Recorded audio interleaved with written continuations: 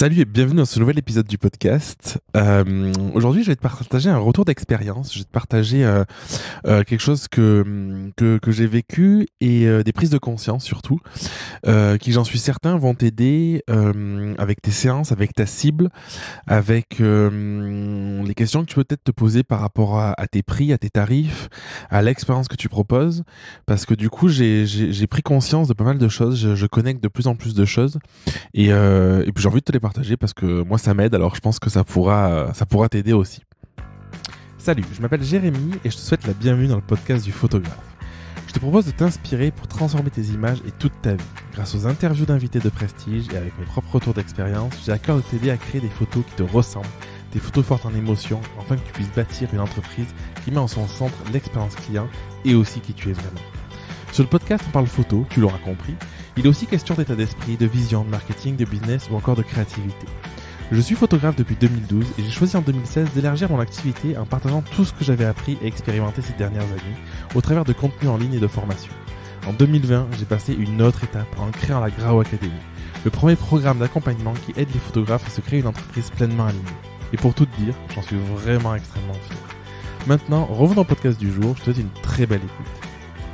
Récemment, c'est une personne qui m'a contacté pour me réserver une séance et donc dans le process, la personne m'a découvert sur Instagram, sur mon compte photo. Elle a accroché à mes images, elle a cliqué pour aller voir sur mon site et c'est la page sur mon site qui présente mon offre, qui présente ma séance. J'ai qu'une seule offre qui a vraiment fait mouche et c'est de ça dont je voulais te parler aujourd'hui. Parce que c'est quelque chose qui, pour moi, fait sens depuis un moment et j'ai l'impression que c'est quelque chose qui peut bloquer chez les photographes de manière générale. Et du coup, c'est ce que je voulais aborder. Ce qui se passe, c'est que sur ma page, j'ai fait le choix il y a quelques mois de cibler beaucoup plus précisément. Par rapport aux clientes que j'avais eues par le passé, par rapport aux personnes que je me sens capable d'aider, c'est important aussi de te dire qui j'ai envie d'aider ou pas, qui je peux aider par l'expérience que tu as pu avoir. Alors, si tu démarres, c'est plus compliqué et du coup, fais-toi un peu la main ou essaye de regarder dans ton histoire qui tu pourrais aider. Du coup, j'ai axé ma page un peu plus pour les personnes qui étaient dans une phase de transition, dans une démarche un peu d'introspection où elles avaient vécu par exemple quelque chose de plus ou moins difficile, une séparation, un divorce ou des prises de conscience sur le fait que la personne s'est pas apporté d'amour depuis des années, s'est oubliée, s'est délaissée au profit de son mari, de ses enfants, tous ces cas de figure en fait, parce que du coup j'ai remarqué que c'était des personnes comme ça qui venaient vers moi et surtout j'ai remarqué que c'était des personnes comme ça que je pouvais aider. Et c'est vraiment ce que je veux mettre en avant aujourd'hui dans cet épisode, c'est que en fait souvent on va cibler en mode qu'est-ce qui est sexy ou qu'est-ce qu'on aimerait avoir. Et bon, je sais pas si ça peut fonctionner ou pas, moi j'ai l'impression que ça fonctionne quand même moins bien. La vraie question à se poser, c'est est-ce que dans mon histoire j'ai vécu des choses qui me permettent d'être plus à même d'aider une personne à cheminer sur un aspect. Je prends l'exemple par exemple des séances famille, où le jour où je me suis mis en couple avec Elodie, avec ma compagne, j'ai appris ce que c'était avoir des enfants, enfin, avoir un enfant, parce que du coup je me suis mis en couple avec elle. Elle avait une petite fille qui avait 5 ans à l'époque, Charline.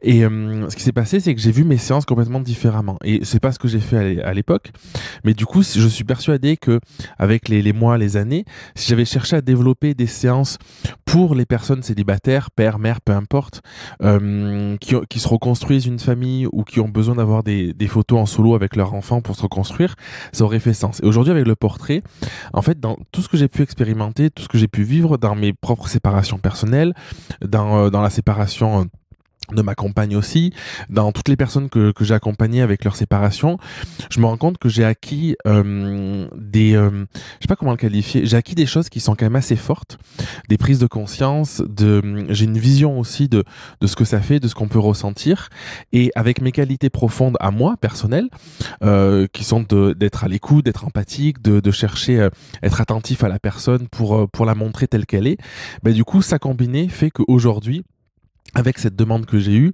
les choses font encore plus sens parce que du coup, c'est des personnes que j'accompagne comme ça depuis un moment, mais c'est récurrent. Et je me dis, j'ai ce vécu pour pouvoir aider une personne à passer ce cap-là, parce que du coup, je sais ce que ça fait de vivre ça, je connais les émotions que ça procure, même si la personne n'a pas forcément exactement les mêmes émotions que j'ai pu avoir ou que je peux connaître.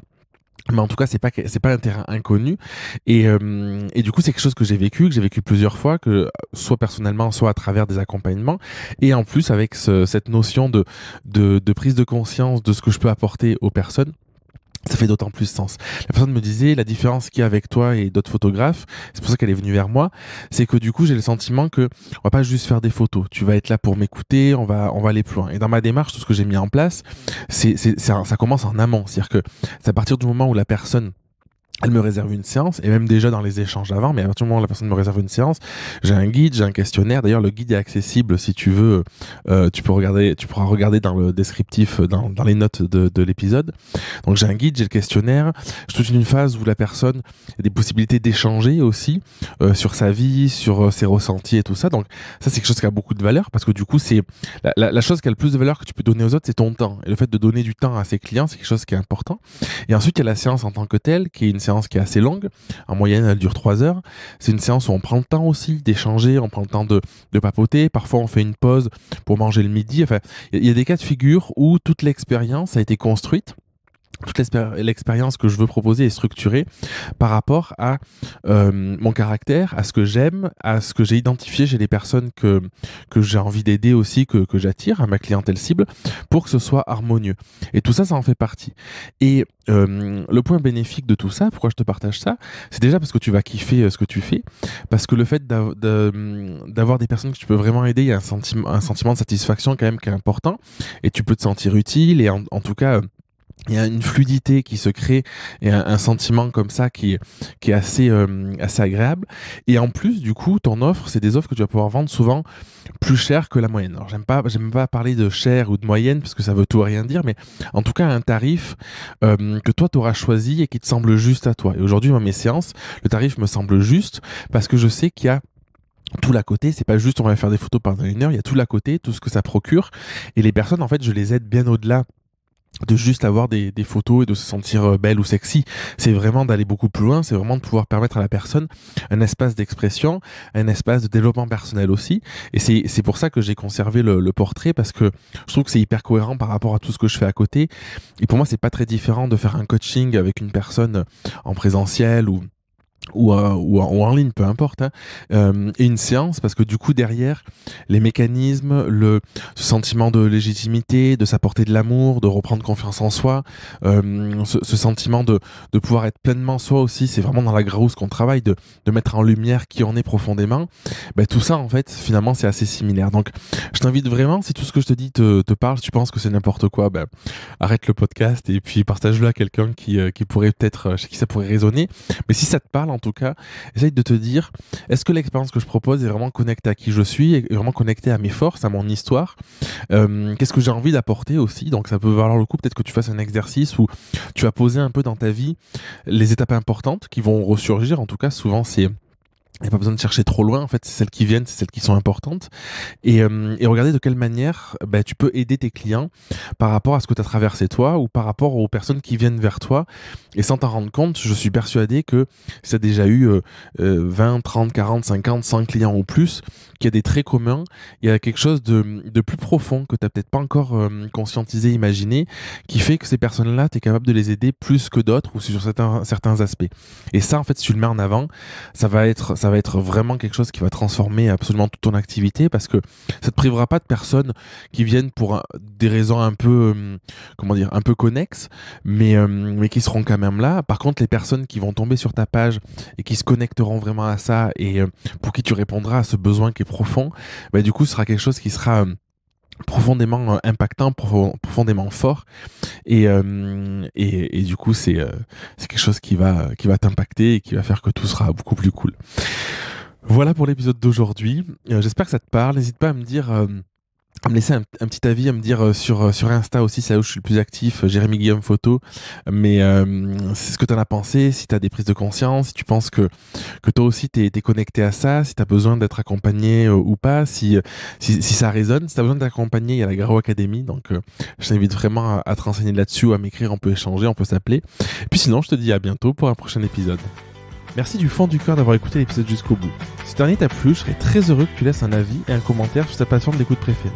Et si tu veux aller plus loin, rejoins-moi sur Instagram à @JérémyGuillaumePhoto pour continuer d'échanger et pourquoi pas refaire le monde.